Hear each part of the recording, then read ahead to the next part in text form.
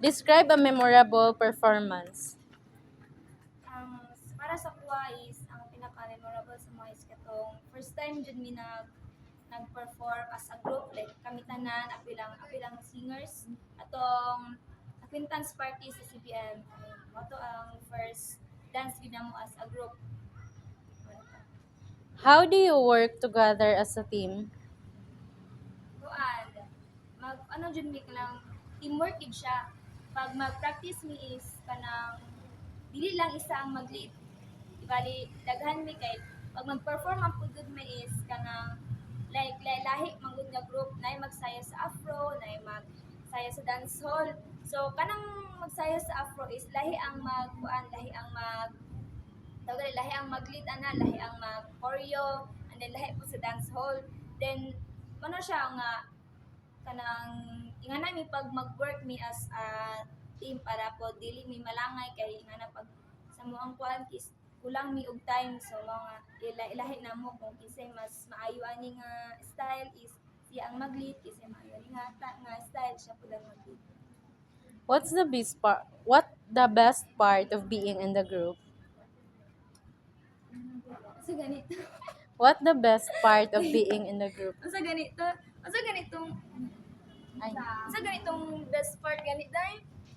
Ito imong ingon. Best part as a group.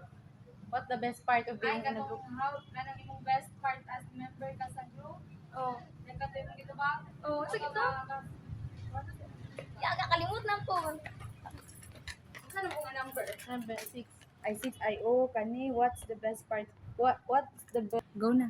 Balik ka question. What the best part of being in a group? Kanang pagsulod na po sa kuan, pagsulod na po sa group sa Hadyaka is daghan kay ko natunan jud kanang ako ang skill sa pagsayaw is mas na-enhance siya, mas kanang naka-learn ko mga steps na magamit pud nako pag ako na pud puhon mag-lead sa usa ka kuan sa ka group pod sa dance.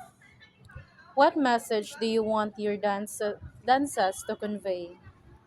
Kuan kanang pag magsayaw jud mi kanang ipakita gyud mo sa mga tao bitaw nga kanang dapat kay taas gyud ang imong confidence like nagi kay confidence imong magsayaw kay kanang para pod kuan na mo ang mga pananaw sa mga labi na tong mga gusto mag-apil og mga sayaw nga kanang kulang sila og confidence kay kanang kasagaran mo sa mga ingana kay kanang like gusto ko magsayaw, gusto ko mag-apilan ni pero kulang sila sa confidence like maulo sila matubang sa mga tao.